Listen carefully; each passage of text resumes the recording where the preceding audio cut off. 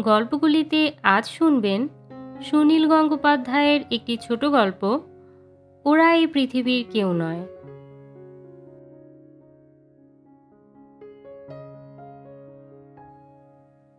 $50 নোটটা হাতে নিয়েই বসে রইলেন রশিদ খান। ছেলে মেয়ে দুটি এ টাকা প্রত্যাখ্যান করেছে। ছেলেটি শুধু মাথা নেড়েছে হাত জোর করে। মেয়েটি জিভ কেটে বলেছে, আমাদের প্রতিদিন মুদ্রা ছুতে নাই গো বাবু। মাটির ভারে চা খাচ্ছে সিলিপ সিলিপ শব্দ করে। একটু আগে আরদালি ওদের যথাযথভাবে কাপ প্লেটে চা দিতে এসেছিল। তখন মেয়েটি বলেছিল, মাপ করবেন গো, আমরা বাসনকুসনে কিছু খাই না। রশিদ খান ভাবলেন, টাকা নিতে চাইছে না কেন ওরা? $50 কি কম হয়েছে? 100 দিলে নেবে? মেয়েটি বলেছে, প্রতিদিন মুদ্রা ছুতে নাই। এর মধ্যে প্রতিদিন কথাটার মানে কি? মেলার এক টেরেও পুলিশ সাহেবের রঙিন তাঁবু, এর নাম সুইস কটেজ। খানিক আগে একবার টহল দিতে বেরিয়ে রশিদ খান এই দুইজনকে দেখতে পান। দুজনেরই বয়স বেশি না। ছেলেটি বছর 23-24, মেয়েটি 21-22। দুজনেরই মুখে এখনো লেগে আছে কৈশোরের লাবণ্য। এলা মাটিতে ছোপানো একজনের ধুতি আর পিরান, অন্যজনের শাড়ি। দুজনেরই মাথার চুল চূড়ো করে বাঁধা। সরকারিভাবে মেলা শেষ হয়ে গেছে গতকাল। এখন ভাঙা মেলা, ফেরার পালা। তবু মানুষজন আছে যথেষ্ট। ভিড়ের মধ্যে গান শোনা যায় না। নানা দিকে নানা অ্যাম্প্লিফায়ারের ক্যাকোফোনি। তাই রশিদ খান ওদের ডেকে এনেছেন নিজের তাঁবুতে। হাঁটতে হাঁটতেই তিনি জেনে নিয়েছিলেন এরা কোনো প্রসিদ্ধ বাউলের চেলা নয়। এদের কোনো আখড়াও নেই। দুজনে মিলে জুটি বেঁধেছে। এক জঙ্গলের মধ্যে নাকি ওদের দেখা হয়েছিল। কথা বলে বেশ টুসটুসে রস মিশিয়ে। তোমাদের বাড়ি ছিল কোথায়? কোন গ্রামে? এই প্রশ্নের উত্তরে মেয়েটি বলেছিল, গ্রামে তো নয়, মরুভূমিতে। আর ছেলেটি বলেছিল, সাগরে। আমি ভাসতে ভাসতে এসেছি। আর গান শিখেছ কোথায়? মেয়েটি বলেছিল, বাতাসের কাছ থেকে। কত শত গানই তো বাতাসে উড়ে উড়ে এসে আমাদের কানে সেধিয়ে যায়। বাতাস না থাকলে তো কিছুই শোনা যায় না। ছেলেটি বলেছিল, মানুষ যখন কাঁদে তখন তার মধ্যেও গান থাকে, তাই নয় কি বাবু? রশিদ খান মাথা নেড়ে বলেছিলেন, ঠিক। গ্রামের অনেক মানুষই রূপক মিশিয়ে ভাবের কথা বলে। এসব শুনতে তার মন্দ লাগে না। কিন্তু এরা টাকা নেবে না কেন? বাউল তিনি ঢের দেখেছেন। বাউলরা তো আর যাযাবর নয়। তাদের মাথার উপরে একটা ছাউনি থাকে। স্ত্রী, পুত্র, কন্যা নিয়ে একটা সংসার থাকে। টাকা পয়সা বর্জিত জীবনযাপন করা তাদের পক্ষে সম্ভব নয়। কারোর মধ্যে কিছুটা ভোগবাদও ঢুকে গেছে, তা অস্বাভাবিকও নয়। এই তো কিছুদিন আগে এক বাউল তার ছেলেকে বিদেশে পড়াতে পাঠাবে বলে পাসপোর্টের জন্য তার কাছে সাহায্য চাইতে এসেছিল। যেখানেই বাউল গান শোনাতে যায় সেখানেই কি তারা কিছু টাকা পয়সা আশা করে না? খুব বিনীত ভঙ্গিতেও দরাদরি করে। ট্রেনে যারা গান গায়, রশিদ খান কখনো কাউকে ভিক্ষে দেন না। কেউ গলায় কাছা বেঁধে করুণ গলায় অভিনয় করে বাবার শ্রাদ্ধের জন্য সাহায্য চাইলে তিনি বলেন, যে ছেলে অন্যের সাহায্য নিয়ে বাবার শ্রাদ্ধ করে তার বাবার আত্মার মুক্তি হয় না, ভূত হয়ে ফিরে আসে। তা জানো তো? কিন্তু ট্রেনে কেউ গান গেয়ে ভিক্ষে করলে রশিদ খান সব সময় 20-30 টাকা দেন তাকে। এটা ভিক্ষে নয়, একজন সঙ্গীত শিল্পীর দক্ষিণা। চা খাওয়া হয়ে গেছে, ছেলেমেয়ে দুটি এবার বিদায় নেবে। রশিদ খান ঝোঁকের মাথায় একটা কাণ্ড করে ফেললেন। অনেকেই বলে তাদের মধ্যে তার কয়েকজন বন্ধুও, যে পুলিশ শুধু মানুষের কাছ থেকে নিতেই পারে, কোনো মানুষকে কিছু দেয় না। সেই কথাটা হঠাৎ মনে পড়ায় তিনি একটু হাসলেন। তারপর পকেট থেকে পার্সটা বার করে 50 টাকার নোটটা ঢুকিয়ে বার করলেন একটি 500 টাকার নোট। সেটা বাড়িয়ে দিয়ে তিনি বললেন, এটা নাও, তোমাদের কাজে লাগবে। এবারেও ছেলেটি হাত জোর করে মাথা নাড়তে নাড়তে পিছিয়ে গেল। মেয়েটি বলল, মাপ করবেন গো বাবু, আজ আমাদের মুদ্রা ছুতে নাই। ঈষৎ বিরক্ত হয়ে রশিদ খান বললেন, আজ ছুতে নাই মানে? আজ তোমাদের কোনো ব্রত আছে? মেয়েটি হাসিতে মুখ ভরিয়ে বলল, না গো, ব্রত ট্রত কিছু নাই, আজ আমাদের মন ভালো আছে। বেশ, মন ভালো আছে, কিন্তু কিছু খেতে টেতে তো হবে, খিদে তেষ্টা তো থেমে থাকবে না। মন ভালো থাকলে ক্ষুধা তৃষ্ণা তেমন গায়ে লাগে না, কিছু খেলেও হয়, না খেলেও চলে। তাও না হয় বুঝলাম, কিন্তু কাল যদি মন ভালো না থাকে, তখন যে হু হু করে ক্ষুধা তৃষ্ণা বেড়ে যাবে। আপনি আশীর্বাদ করেন গো বাবু, যেন কালও আমাদের এমনটিই মন ভালো থাকে। এরপর আর কথা চলে না। রশিদ খান গুম হয়ে রইলেন। নমস্কার জানিয়ে ছেলে মেয়ে দুটি তাঁবু থেকে নিষ্ক্রান্ত হয়ে গেল। কয়েক মুহূর্ত পরেই রশিদ খান গা ঝাড়া দিয়ে উঠে হাঁক দিলেন, নিতাই, নিতাই, আরদালি, নিতাইকে ডাকো। প্রায় সঙ্গে সঙ্গেই নিতাই এসে উপস্থিত। নীল রঙের হাফ হাতা জামা ও ধুতি পরা। তার সরু গোফের মতন চোখের দৃষ্টিও সুচালো। সে একজন আধা পুলিশ, ইনফর্মার, পার্ট টাইম কাজ করে। রশিদ খান বললেন, নিতাই, তোমাকে আমি একটা ডিউটি দিচ্ছি। এই যে ছেলেটা আর মেয়েটা বেরিয়ে গেল, তুমি ওদের খুব ডিসক্রিটলি ফলো করবে। দেখবে ওরা কোথায় যায়, কি খায়, কাদের সঙ্গে মেশে, রাত্রিরে কোথায় থাকে। এখন কটা বাজে? 8:45। রাত 12টা পর্যন্ত তোমার এই ডিউটি। আমি সব ডিটেলস চাই। নিতাই কুতকুতে ধরনের হাসি দিয়ে বলল, আপনি স্যার ঠিকই আন্দাজ করেছেন। এদান্তে কিছু ছিনতাইবাজ আর ছিচকে চোর মাঝে মাঝে বাউলের ভেগ ধরে থাকে। এমন অ্যাক্টিং করে যেন ভাজা মাছটি উল্টে খেতে জানে না।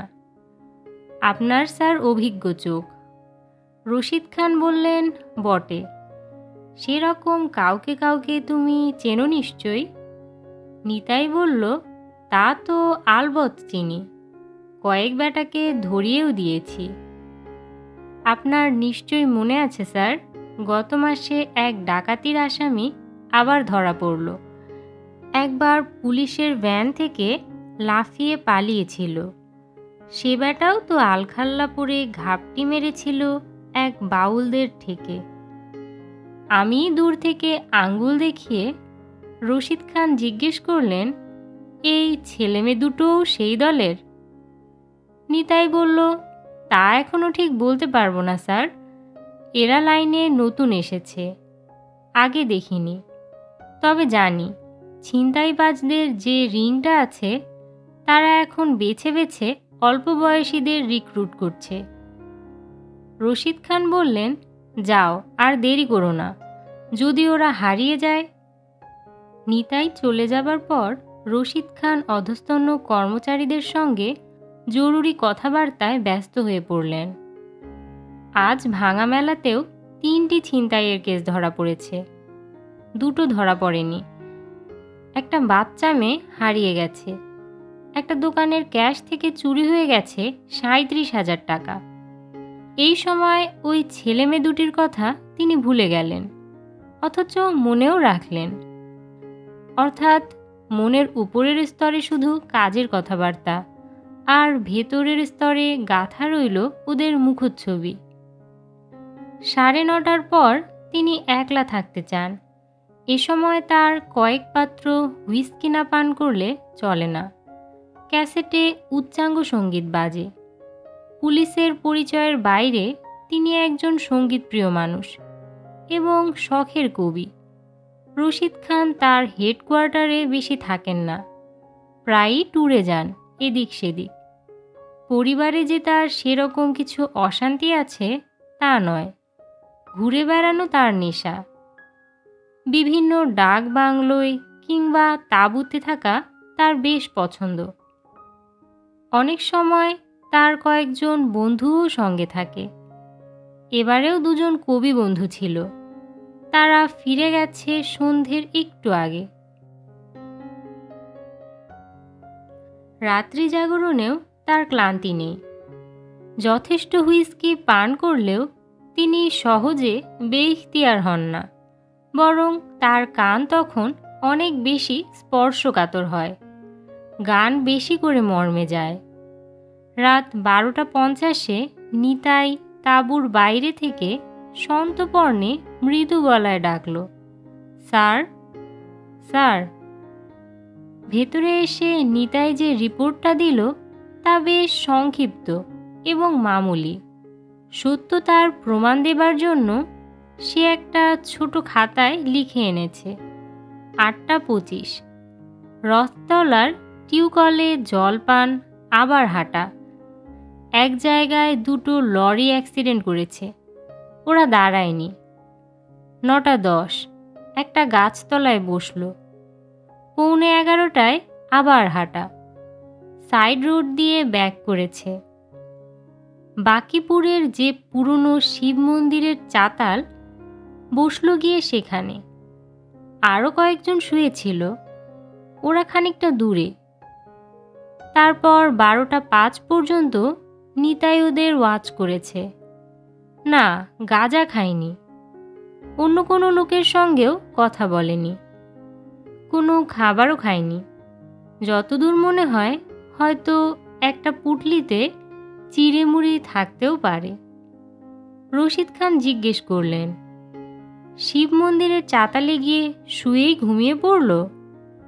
নিতাই বলল, না স্যার, আমি যতক্ষণ ছিলুম ওরা শোয়নি, মুখোমুখি বসেই ছিল, আর গাইছিল গুনগুন করে। কি গান গাইছিল শুনেছিলে? না স্যার, অত কাছে যায়নি, তবে একবার একটা পাখি ডেকে উঠল, ওই যে পাখি রাত্রিরেও ডাকে চোখ গেল বলে, হিন্দিতে বলে পিউ কাহা। সেই পাখিটি ডেকে উঠতেই এ মেয়েটা গলা মেলালো, পাখিটাও উত্তর দিল। একটু থেমে নিতাই আবার বলল, একটা কথা বলবো স্যার? আমার মনে হলো মেয়েটাই ছেলেটাকে পটকেছে। ভাবভঙ্গি দেখে মনে হয় ছেলেটা নরম সরম, মেয়েটা ওস্তাদনি। ওই ছেলেটাকে বাপ মায়ের কাছ থেকে টেনে এনেছে। এখন হিন্দু আর মুসলমান হলেই গন্ডগোল হতে পারে, এইসব প্রেম তো পাবলিক পছন্দ করে না। একবার বক্রেশ্বরের এক গোয়ালাদের মেয়েকে নিয়ে একটা মুসলমান ছেলে পালিয়েছিল। রশিদ খান হাত তুলে নিতাইকে থামতে বললেন। নিতাই তবু বলল, স্যার, কাল আবার ওদের ফলো করব? যদি জাতফাতের গন্ডগোল থাকে? রশিদ খান বললেন, এসব নিয়ে তুমি বিনোদ চ্যাটার্জির সঙ্গে কথা বলো, আমাকে আর কিছু রিপোর্ট করার দরকার নেই। রশিদ খান ওই ছেলে মেয়ে দুটি সম্পর্কে আগ্রহ হারিয়ে ফেললেন। জাতফাতের ব্যাপারে তিনি মাথা ঘামাতে রাজি নন। 500 টাকার নোট নিতে অস্বীকার করার জন্যই তিনি ওদের সম্পর্কে কৌতূহলী হয়েছিলেন। হয়তো ভালো বংশের ছেলে মেয়ে, হয়তো জমানো টাকা আছে। ওরা যে গান গেয়েছিল তা আহামরি কিছু নয়, মাঝারি গোছের বলা যেতে পারে। রশিদ খান তেমন কিছু বাউল গানের ভক্তও নন। 2-3খানার বেশি শুনতে চান না, একঘেয়ে লাগে। তার মন মজে আছে মার্গ সঙ্গীতে, সুতরাং ওই বাউল যুগলকে মনে রাখার কোনো কারণ রইল না। 2 দিন পর তিনি ছেলে ও মেয়েটিকে আবার দেখতে পেলেন আমেদপুরের রাস্তায়। সারা সকাল আকাশ মেঘে কালো হয়েছিল, শোনা যাচ্ছিল গুরু গুরু শব্দ। সূর্যকে দেখা যায়নি। দুপুরের পর শুরু হয়েছে বর্ষণ। আকাশ যেন পুকুর ঢেলে দিচ্ছে। গাড়ি নিয়ে বোলপুরের দিকে যেতে যেতে তিনি ড্রাইভারকে বললেন, থামো থামো। বৃষ্টির মধ্য দিয়ে হেঁটে যাচ্ছে ছেলে ও মেয়েটি। বৃষ্টির জন্য কোনো ভ্রুক্ষেপও নেই। জ্যোৎস্নার মধ্যে বসন্ত বাতাসেও মানুষীভাবে হাঁটতে পারে। জানালা দিয়ে মুখ বাড়িয়ে রশিদ খান বললেন, এই ভিজছ কেন?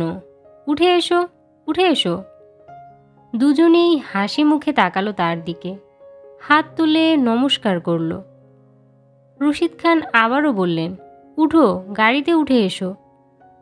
ছেলেটি বলল, কেন সাহেব, আমাদের হাঁটতেই ভালো লাগছে।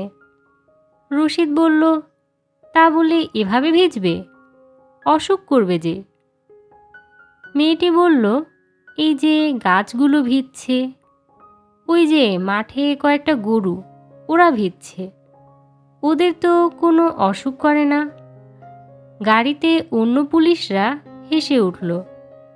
রশিদ খান বললেন, ওদের সঙ্গে বুঝি মানুষের তফাৎ নেই? মানুষ তো জামা কাপড় গায়ে দেয়। মেয়েটি বলল, আমরা বৃষ্টিকে ডাকছিলাম, কখন বৃষ্টি আসবে, কখন বৃষ্টি আসবে। এখন বৃষ্টি এসেছে। আমরা যদি পালিয়ে যাই, বৃষ্টি রাগ করবে না? রশিদ খান তার এক সহকর্মীর দিকে তাকিয়ে বললেন, পাগল আর কাকে বলে? অবশ্য বয়স কম, ভিজুক, ভিজুক যত ইচ্ছে। গাড়িটা ওদের ফেলে বেরিয়ে গেল। দিল্লি থেকে একজন বেশ বড় গোছের ভিআইপি আসছেন শান্তিনিকেতনে। তার নিরাপত্তা ব্যবস্থা নিখুঁত করার জন্য রশিদ খানকে এখন প্রায়ই আসতে হচ্ছে এদিকে। যাওয়া আসার পথে আমেদপুরের রাস্তাতেই আবার দেখতে পেলেন ছেলেটিকে, এক বিকেল সায়াহ্নের আলো আধারিতে। গুপিযন্ত্র বাজিয়ে গান গাইছে এক গাছতলার নির্জনে। ড্রাইভারকে গাড়ি থামাতে বললেন। খানিকটা এগিয়ে গিয়েও গাড়িটা আবার পিছিয়ে এলো। ওরা কি খায়, কেমন করে খাওয়া জোটায়, এটাই তিনি জানতে চান। ওদের দেখেও ছেলেটি গান বন্ধ করল না। রশিদ খান ধারে কাছে কোথাও মেয়েটিকে দেখতে পেলেন না, অথচ তার মনে হয়েছিল ওরা অবিচ্ছেদ্য। তিনি এখন ব্যস্ত, তাই গান শেষ হবার অপেক্ষা না করেই তিনি জিজ্ঞেস করলেন, ওহে, তোমার সঙ্গিনীটি কোথায় গেল? সেই যে মরুভূমির মেয়ে। ছেলেটি গান থামিয়ে ভক্তি ভরে নমস্কার জানিয়ে মৃদু গলায় বলল, সে তো এখানে নেই, তাকে মরুভূমির মানুষরাই নিয়ে গেছে। রশিদ খান বুঝতে না পেরে বললেন, মরুভূমির মানুষরা মানে? ওদের বাড়ির লোকজনরা? ছেলেটি বলল, না গো বাবু, মরুভূমির মানুষরা, যাদের হৃদয়ে মায়াদয়া কিছু নেই। এবারে অস্থির হয়ে খানিকটা ধমক দিয়ে বললেন, রহস্য ছাড়ো, সোজা কথায় আসো। কারা নিয়ে গেছে, জোর করে? ছেলেটি বলল, 4-5 জন, জোয়ান মদ্য। মনে হয় যেন তারা পাতালের প্রাণী, হাতে লাঠি সোটা, সবলে নিয়ে গেল। রশিদ খান বললেন, মেয়েটাকে কেড়ে নিয়ে গেল, তুমি কিছু করতে পারলে না? ছেলেটি নিরুত্তাপ গলায় বলল, অতজনকে রুখব? সে শক্তি তো ভগবান আমাকে দেননি।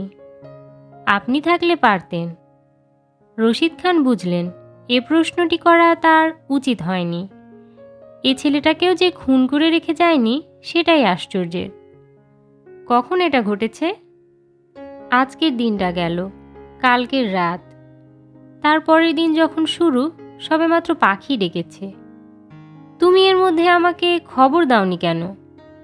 আজ্ঞে, আমি এ জায়গা ছেড়ে যাই কি করে?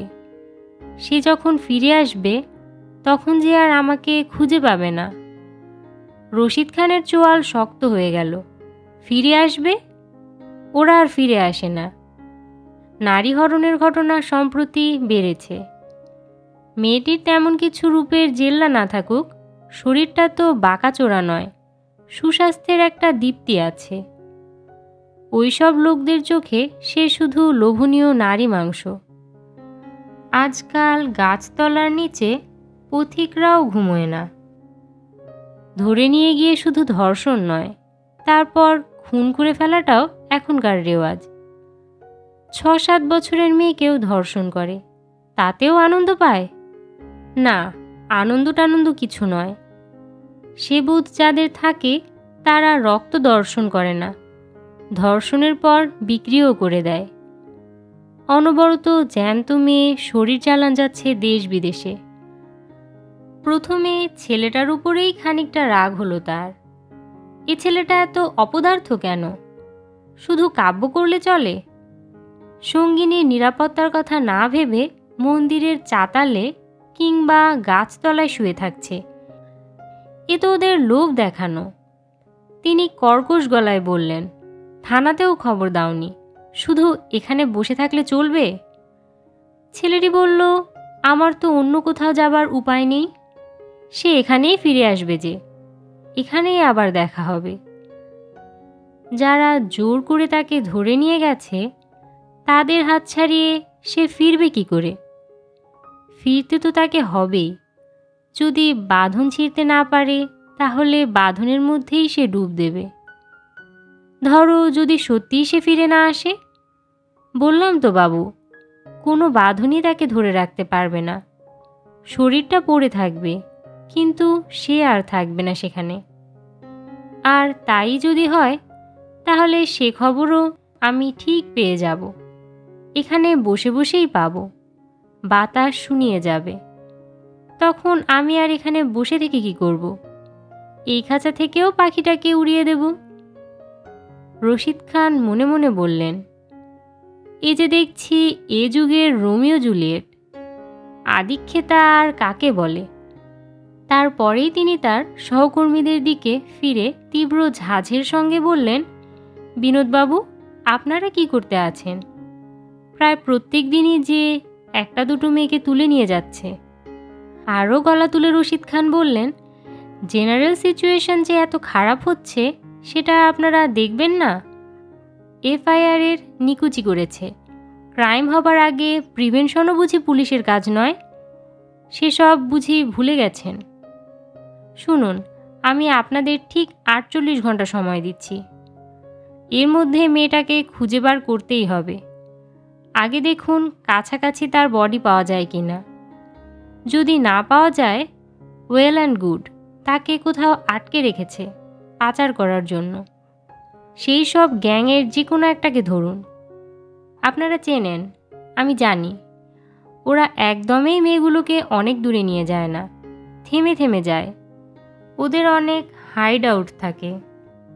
রেল পুলিশকে অ্যালার্ট করুন। বর্ধমান আর মুর্শিদাবাদের এসপিদের মেসেজ পাঠান। আমি বেশি রাত্রিরে ওদের সঙ্গে কথা বলবো। পুলিশ অনেক কিছু পারে না, আবার অনেক কিছু পেরেও যায়।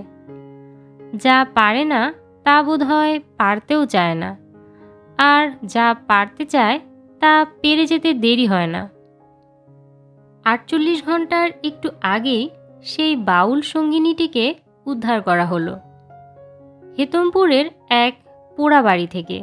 মৃত নয়, জ্যান্ত। সঙ্গে আরও 7টি মেয়ে। টেলিফোনে খবর দেয়া হলো রশিদ খানকে। অন্য মেয়েদের থানায় রেখে এই মেয়েটিকে নিয়ে আসা হলো তার কাছে। তিনি তখন বোলপুরের পিডব্লিউডি বাংলোতে অবস্থান করছেন। মেয়েটির দিকে কয়েক মুহূর্ত তাকিয়ে রইলেন তিনি। এই কয়েকটি দিনেই তাকে অনেক শীর্ণ মনে হচ্ছে। চোখের নিচে যেন কেউ লেপে দিয়েছে ভূষো কালি। পোশাক ধুলিমলিন, কাঁধের কাছে একটু ছেঁড়া, কিন্তু শরীরে দৃশ্যমান আঁচড় কামড়ের দাগ নেই। চুল খোলা বলে তার মুখটাও একটু অন্যরকম। রশিদ খান একটু পরে কোমল গলায় জিজ্ঞেস করলেন, তোমার খুব কষ্ট হয়েছে তাই না? সে দুদিকে আস্তে আস্তে মাথা নেড়ে বলল, না তেমন কিছু নয়। রশিদ খান আবার বললেন, তোমার উপর ওরা মানে অত্যাচার করেছে? মেয়েটি বলল, শরীরটাকে যদি কখনো মনে করা যায় এটা আমার নয়, মানে এ শরীর আর নিজের নয়, এই বোধ পাকা হলে তখন কে কি অত্যাচার করলো না করলো তাও তো বোঝা যায় না। তখন শরীর হয়ে যায় দেহ, তার কোনো সারা শব্দ নেই। বেশ চিন্তিত হয়ে রশিদ খান বললেন, এ তো উচ্চাঙ্গ জ্ঞানের কথা, তুমি এত কম বয়সে এসব শিখলে কি করে? মেয়েটি বলল, আমি তো কিছু শিখিনি, আমি শুধু আমার মনটাকে বুঝবার চেষ্টা করি, মনই তো সব কথার উত্তর দেয়। তোমাকে যখন ওরা জোর করে তুলে নিয়ে গেল তখন তুমি ভয় পাওনি? মরুভূমিতে তো কত রকম বিপদ আপদই ঘটে, কত মানুষ অসময়ে হারিয়ে যায়, আবার এই সবের মধ্যেই তো কত স্বাদ আহ্লাদ। শেষ কথাটুকু না শুনেই রশিদ খান চেয়ার ছেড়ে দাঁড়িয়ে পড়লেন। তার মনে পড়ে গেছে সেই ছেলেটির কথা। সে বলেছিল গাছতলাতেই বসে থাকবে, আরও বলেছিল বাতাস তাকে দুঃসংবাদ দিলে সেও এই পৃথিবী ছেড়ে চলে যাবে। বাতাসে তো কত রকম ভুল খবর দুঃসংবাদ ছড়ায়। এর মধ্যে ছোকরাটি আবার আত্মহত্যা করে বসেনি তো? তখন এই মেয়েটি আবার রোমিও জুলিয়েট। এই দুদিন ভিআইপি ব্যস্ততার জন্য তিনি ছেলেটির কোনো খবর নিতে পারেননি। তিনি ব্যস্ত হয়ে বললেন, গাড়িতে স্টার্ট দাও, এক্ষুনি যেতে হবে। গাড়িতে বসে মেয়েটির সঙ্গে আর কোনো কথা হলো না। তার মনে পড়ল রজনীকান্তের একটা গান, যবে তৃষিত এ মরু ছাড়িয়া যাইব। সংসারটাকে মরুভূমির সঙ্গে তুলনা দেবার একটা ধারণা এদের মধ্যেও চালু আছে। আর ছেলেটি যে বলেছিল সাগরের কথা, ভবসমুদ্র তো বলেই, বই না পড়েও এরা এগুলো শিখে যায়। তিনি ভাবতে চেষ্টা করলেন, এবার দেখা হবার পর ওরা দুজন প্রথমে কি বলবে। তিনি কল্পনায় দেখলেন, সেই গাছতলায় পৌঁছাবার পর গাড়ি থেকে নেমেই মরুকন্যাটি ছুটতে ছুটতে গেল সেই সাগর সন্তানের দিকে। কোনো কথা নয়, পরস্পরকে জড়িয়ে ধরে শুধু কান্না। কান্নার মধ্যে মিলন দৃশ্য যেমন মধুর তেমনই দুর্লভ। ছেলেটি বলেছিল মানুষের কান্নার মধ্যেও গান থাকে। ঠিকই বলেছিল। আসলে কিন্তু তেমন ঘটল না। সেই গাছতলায় এসে গাড়িটা থামল রাস্তার উল্টো দিকে। ছেলেটি বসে আছে গাছের গুঁড়িতে ঠেস দিয়ে, যেন সে এই কয়দিন ওখান থেকে একবারও ওঠেনি, যেন সে গৌতম বুদ্ধের মতন বসে আছে সাধনায়। আকাশ আজ পরিষ্কার, জ্যোৎস্নায় তাকে দেখা যাচ্ছে আবছাভাবে। মেয়েটি আস্তে আস্তে নামল গাড়ি থেকে, দৌড়ে গেল না। সে বলে উঠল, সেই ফুল কোথায় গেল গো, যে ফুলে ভ্রমর বসেনি? ছেলেটি উঠে দাঁড়ালো না, কোনো উত্তেজনা নেই। সে বলে উঠল, নদীতে নাই জলের ধারা, নদী আছে সেইখানে। সুর দিয়ে বলছে ছেলেটি। মেয়েটির বাণীতেও একটু সুর ছিল। মেয়েটি আবার সুর করে বলল, একাদশীর চাঁদ উঠেছে, বাজিছে মোহনবাসী। ছেলেটি গাইল, পিঁপড়ায় মধু খেয়েছে, পিঁপড়া এখন দিক জানে না।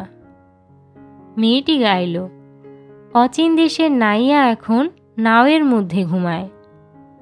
ছেলেটি গাইল, চক্ষু ভরে দেখছ রে মন, চক্ষু কিন্তু মন দেখেনি। বিস্ময়ে রশিদ খানের চোখ দুটি ঠিকরে পড়ার মতন অবস্থা। এরকম বিপর্যয়ের পরেও দেখা হতে ওরা গান গাইছে। এ কি হিন্দি সিনেমা? এটা ওদের দেখানেপনা। তারপরেই তিনি বুঝলেন এর মধ্যে একটুও কৃত্রিমতা নেই। এ গান ঠিক সংলাপও নয়, চরণের শেষে মিল নেই, যেন আলাদা আলাদা গানের লাইন, পরস্পরের কুশল সংবাদের বদলে গানের বিনিময়। কিংবা এ কি কোনো গুপ্ত সংকেতের ভাষা? এর মধ্যে রয়েছে এক তীব্র আকুতি, যেন দুটি পাখির সাড়া দেওয়া ডাক। হঠাৎ এক তীব্র ভালোবাসার আবেগে রশিদ খানের বুক ভরে গেল। তিনি একবার কেঁপে উঠলেন। তারপর উপলব্ধি হলো, আর কোনো মানুষের সঙ্গে ওদের তুলনা হয় না। নিশ্চিত ওরা এই পৃথিবীর কেউ নয়। ওরা এই পৃথিবীর কেউ নয়, একটু বেড়াতে এসেছে। ইচ্ছে করলেই ওরা এই মরুভূমি ছেড়ে চলে যেতে পারে যে কোনো সময়ে। ওরা কি সেই কথাই বলতে চাইছে গানের মধ্যে? তাহলে তো এখনই ওরা অদৃশ্য হয়ে যাবে। সে দৃশ্য দেখতে নেই। এই দৃঢ় বিশ্বাস নিয়ে রশিদ খান চক্ষু বুজে ফেললেন। কতক্ষণ লাগবে অদৃশ্য হতে? বড়জোর 10 সেকেন্ড।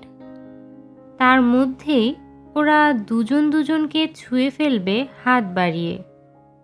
তিনি মনে মনে গুনতে লাগলেন, 1, 2, 3, 4। গল্পগুলিতে এতক্ষণ শুনলেন সুনীল গঙ্গোপাধ্যায়ের একটি ছোট গল্প, ওরা এই পৃথিবীর কেউ নয়। সঙ্গে থাকার জন্য অসংখ্য ধন্যবাদ।